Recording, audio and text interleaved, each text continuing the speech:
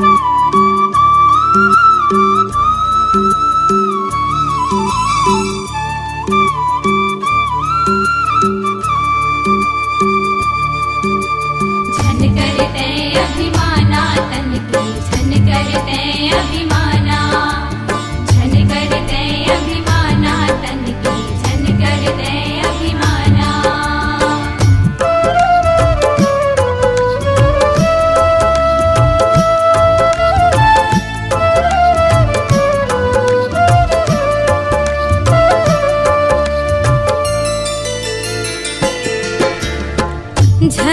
कर तन के अभिमाना,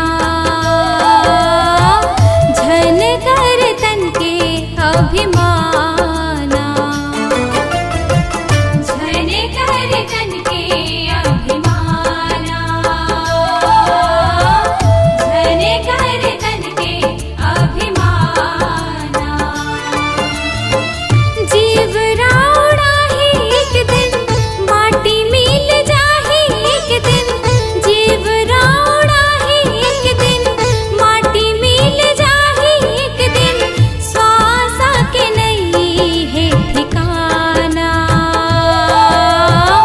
झन करे तन के अभिमाना, झन करे तन के अभिमाना, झन करे तन के अभिमाना।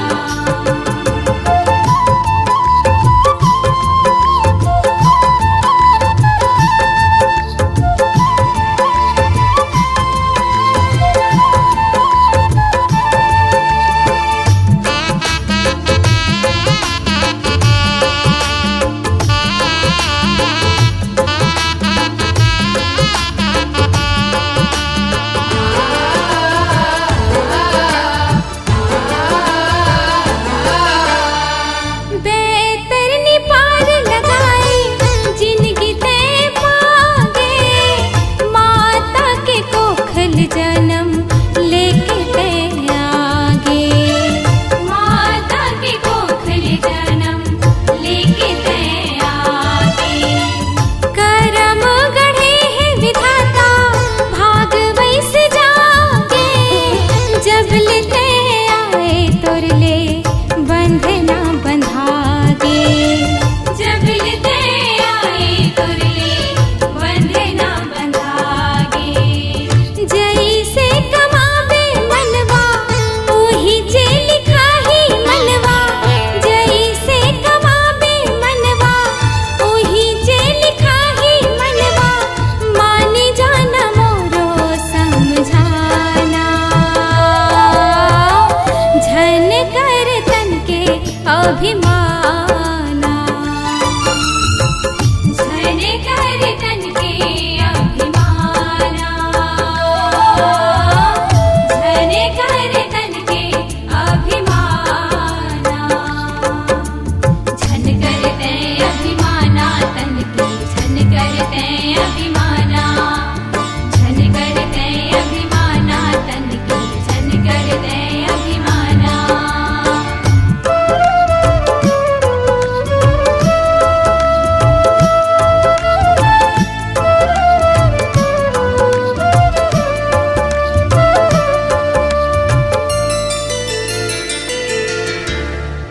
बीन वस्त्र के आए उसने तजावे, काही नहीं है जग माँ तोरे कर जा छुटावे।